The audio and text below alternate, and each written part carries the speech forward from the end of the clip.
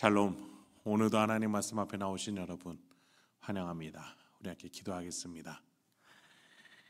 하나님, 오늘도 우리에게 귀한 말씀 주시니 감사합니다. 이 말씀이 나를 살게 하고 명예롭게 하며 거룩해 합니다. 이 말씀 속에서 놀라운 삼위일체 하나님의 구속과 은혜를 깨달을 수 있도록, 붙잡을 수 있도록 인도하여 주시옵소서. 예수님의 이름으로 기도했습니다. 아멘. 오늘 함께 살펴볼 말씀 출애굽기 29장 19절에서 30절까지 함께 살펴보도록 하겠습니다.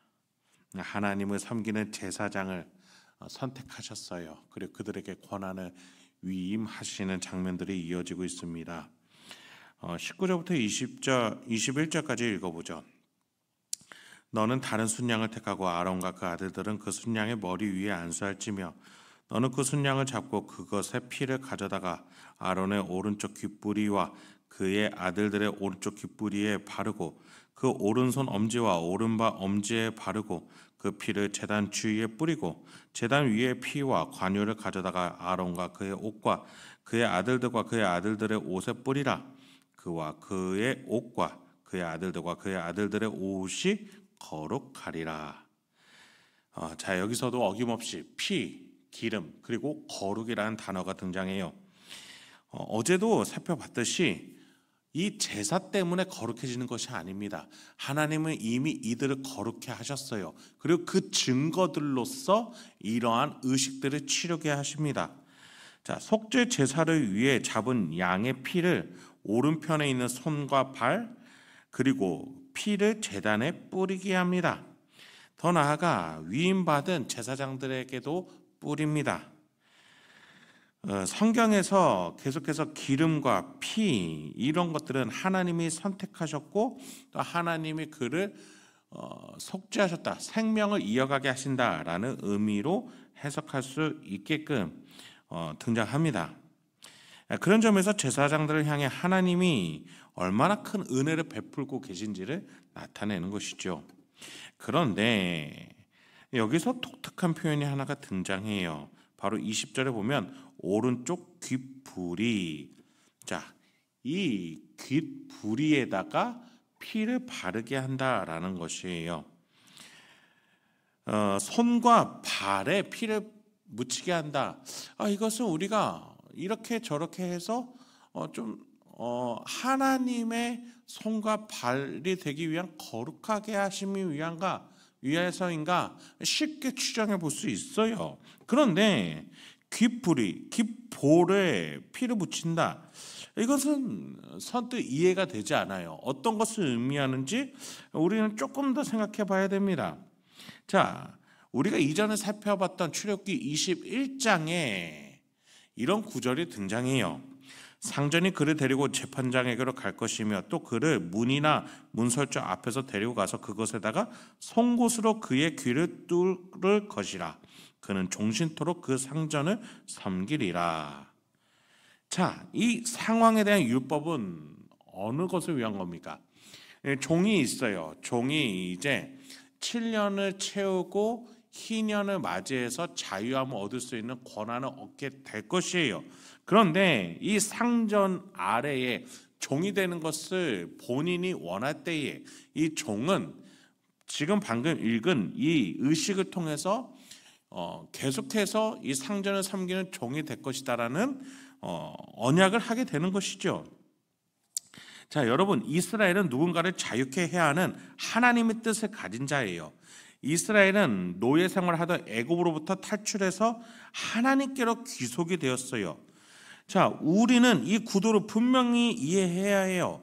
하나님께 구속된다는 것은 나에게 속박과 억압인지 아니면 풍요와 자유인지 말이죠.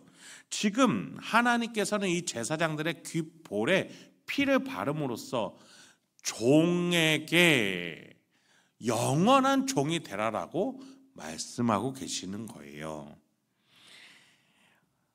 자신이 원해서 이 인간 상전에게 영원한 종이 될 것이라고 귀를 뚫는 표시를 하는 이가 있고, 자, 영적으로는 하나님의 종이 되어서 이 귓볼에 속죄의 피를 바르는 자들이 있다라는 것이죠.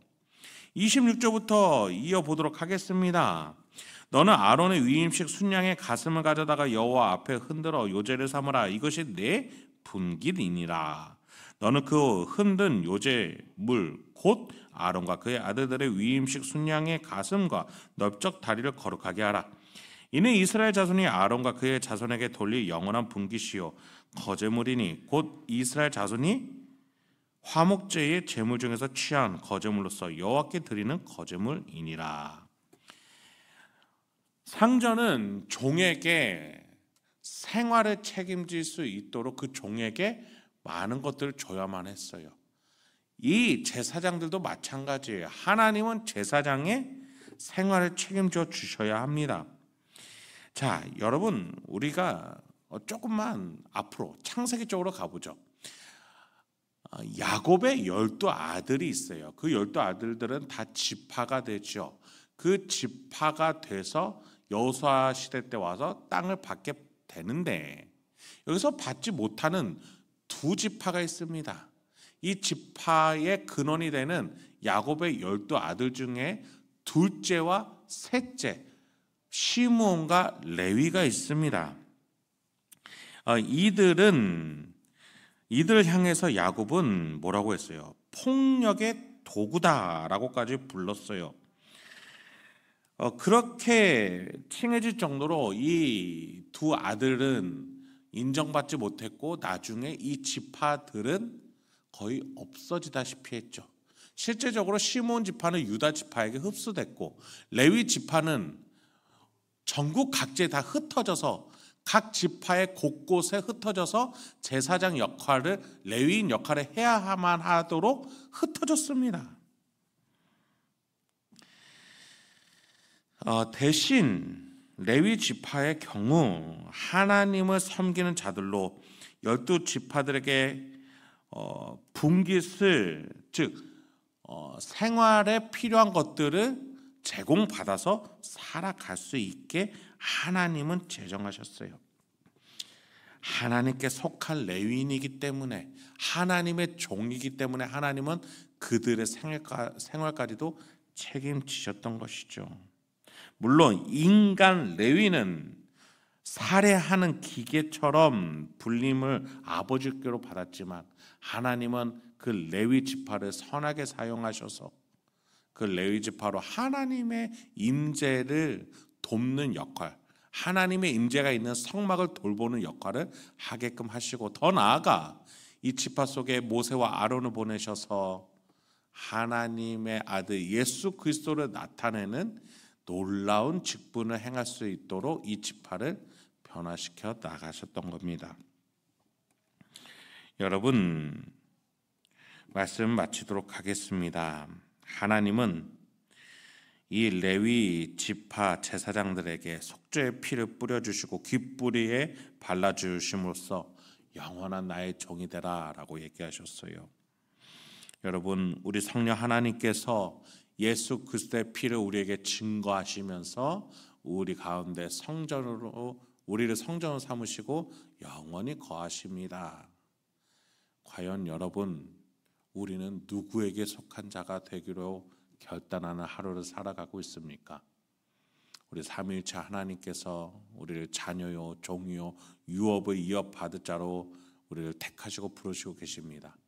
오늘도 그 하나님과 함께 덧없는 세상의 종이 되는 것이 아니라 하나님의 놀라운 은혜의 선물들과 구속의 계획들을 하나하나 살아내고 또 그 풍요에 참여할 수 있는 저 여러분들에게 소망합니다. 함께 기도하겠습니다. 하나님, 오늘도 우리에게 귀한 말씀 주시니 감사합니다. 오늘도 이 말씀을 통해서 하나님의 자녀로서 명예롭게 살아갈 수 있도록 지혜와 용기, 이 말씀을 실천할 수 있는 기쁨을 허락하여 주옵소서. 예수님의 이름으로 기도했습니다. 아멘.